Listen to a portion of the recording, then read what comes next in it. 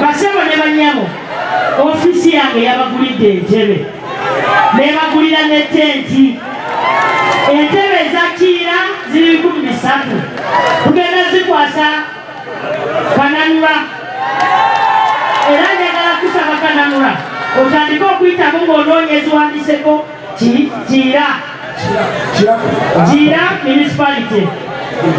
Kakati waliwo ezigenda Kyadondo East entebe zembadde mutuddeko obwedda twabaweereza entebe 6 ne tenti 4 talemwa tekako abaana batandika okunoonya ezigenda wa Kyadondo East bisatu musobole okuzikozesa nabwe mubeere bulungi ate twabaweereza kala yebiri ya yero etenti omusajja azikola yabadde talina amasannyalaze olunaku lwadde lwonna teyasobodde zimala naye otegedde ddi ati baagala mumunyiige bwe munanyiiga mujjeko gavumenti ekyo si kituufu kubanga Uganda yonna eronda Museveni kakati juzi abamu bwe batamuwa muzeyi teyalya kakati mwe temunyigirizibwawo kakati mukuba akalulu nammwe nalona ki tomanyi oluusi tunalonda minisita okuva wano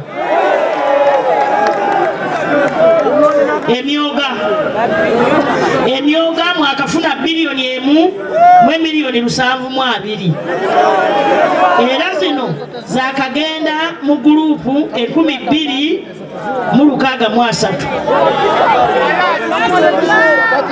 ez'abavubuka wanekira mwafuna miliyoni 15 mubibabuuze temwalonda kyamaani ero sisi litaliwo wano nemmeeya mugende mubabuuzi abakyala Uganda Women Entrepreneurship Program mwakafuna miliyoni 987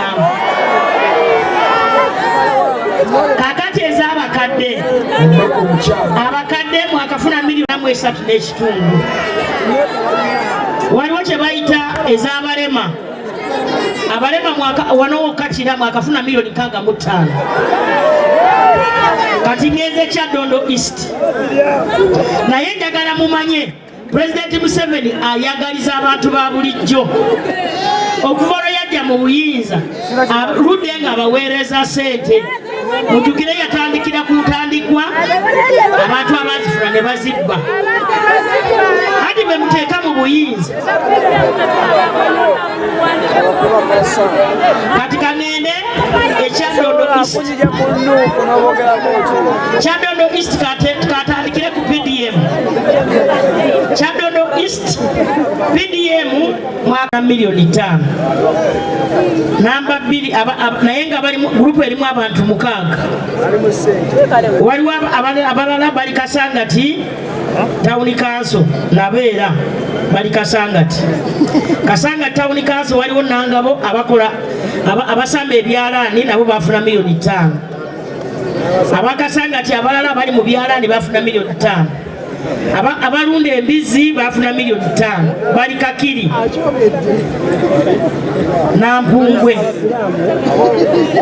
Nampunge Kasanga Town Council Masoli bali mu kulunda mbizi miliyoni 5 naye tujja kusaba Town Kiraka alambulule tumanye baani nani abakola ki abafuna waliwo abalunda ekoko miliyoni 5 bali Masoli waliwo abalunda ekoko abalala bali Luwunga Kakiri abalala abalunda ekoko nabeera bafuna miliyoni 5 bali Kasangati Gayaza zonna wamu sente zajja mu balema ziri miliyoni 5.5 kangende ku nguudo Kasangati eyina kilomita 256 kakati ku kilomita zino katugambe ziri zitya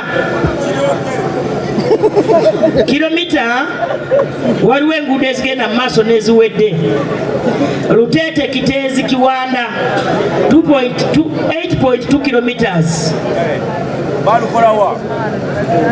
mujja bibuuza abana abantu bammwe be mwateeka muyinza Madam Town Kiraka, you will put the amount of money we have spent on your roads. Watuba Jokolera 3.6 kilometers. Kitezi Kiti Ruambo 10 kilometers. Manyangwa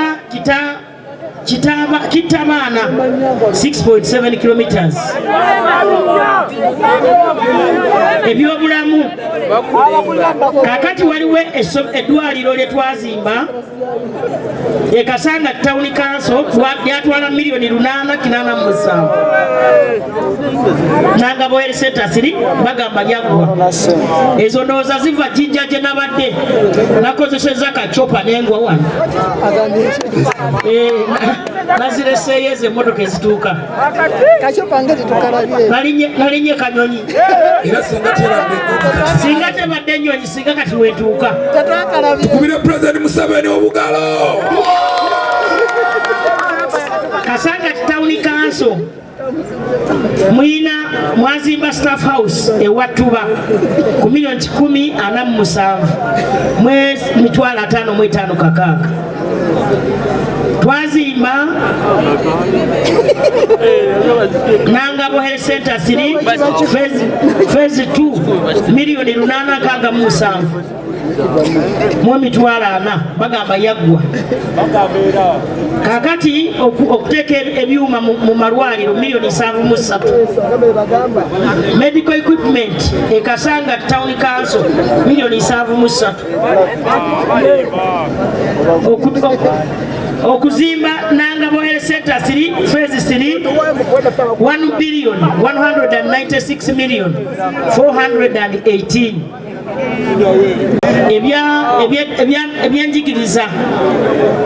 Ebyenjigiriza waliwo amayumba g'abasomesa ge bazimba Kasanga Muslim Primary School Gayaza Boys $8,807 ne Gayaza Boys $8,807.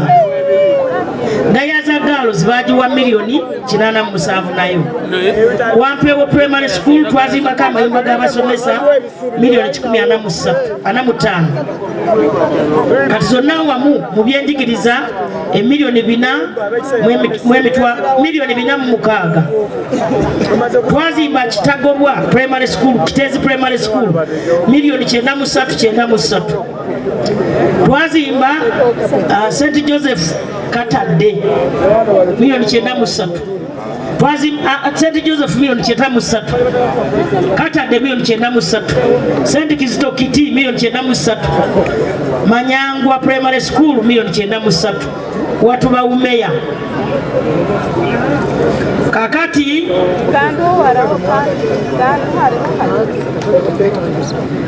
twazimba eddwaliro twazimba kirasi 2 Kitezi CFD ku $1,010,000.